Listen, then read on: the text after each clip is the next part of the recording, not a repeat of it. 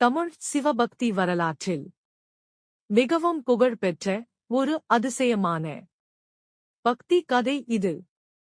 அபிராமி அம்மனின் மிகுந்த பக்தரான அபிராமி பட்டர் திருக்கடையூரில் அம்பாள் தியானத்தில் முழுமையாக மூழ்கியிருந்தார்.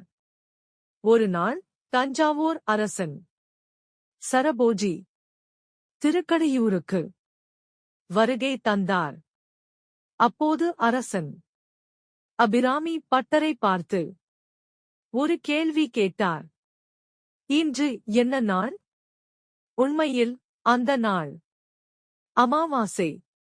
ஆனால் அபிராமி பட்டர் வானத்தை பார்க்கவில்லை, உலகத்தை பார்க்கவில்லை.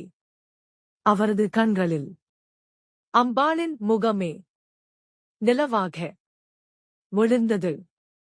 அதனால் அவர் திடமாகச் சொன்னார், இன்று பௌர்ணமியில் வானத்தை பார்த்த அரசன் கோபமடைந்தார். நிலவு இல்லை, என்னே ஏமாற்றுகிறாயா என்று நினைத்தார். உடனே கடுமையான தண்டனை உத்தரவிட்டார்.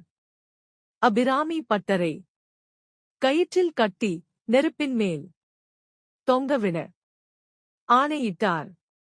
மரணத்தின் முன்கூட அபிராமி பட்டர் பயப்படவில்லை.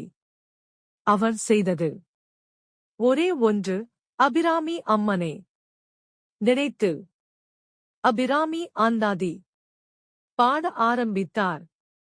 ஒவ்வொரு பாடலோடும் அவரது பக்தி ஆகாயத்தை நிரப்பியது. அப்பொழுது அற்புதம் நிகழ்ந்தது. அம்பாள் தன் காதணியை ஆகாயத்தில் எறிந்தாள். அது ஒளிரும் நிலவாக மாறியது. அமாவாசை வானில் பௌர்ணமி தோன்றியது. அரசன்